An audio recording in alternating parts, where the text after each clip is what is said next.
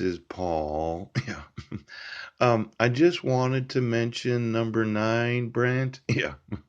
The motion to modify, terminate order for protection. Yeah. Respondent. Yeah.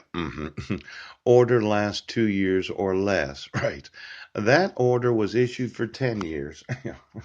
And to be able to modify or terminate it, yeah, I'd have to serve the petitioner that didn't sign it. Yeah. And since she didn't sign it, I'm being threatened with jail. Yes, yes, yes. Now, a lot of judges have disagreed with me.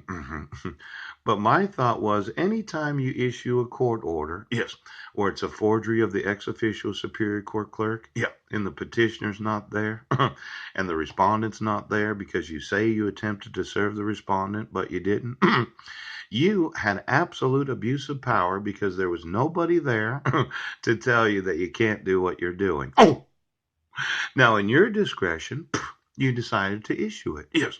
And I understand your concerns about me and the kids and my wife and all your want to protect those that are actual victims of domestic violence and child abuse.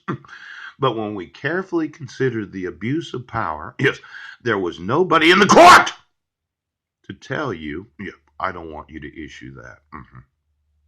Mhm.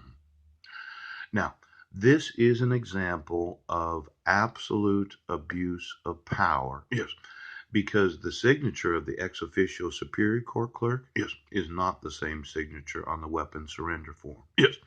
And it's possible that the signature of the court commissioner, yes, is not the same signature on the weapon surrender form. Now, if it was found out that somebody impersonated an actual court commissioner that is not the court commissioner, this is the case of the worst abuse of power ever documented in the history of the nation. Now, I know that you thought that you could say I was crazy. Yes.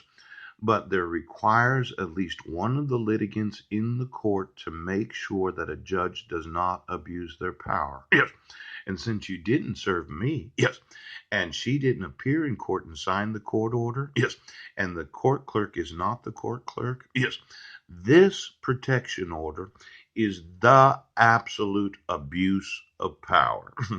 Now, for the administrative state, Adrian, yeah, I just want to make sure that we understand, yes, that we can never allow a judge, yes, to be in a courtroom issuing any court orders where there isn't at least one of the litigants there at the time of the court order and the actual employee known as the court clerk. Ah!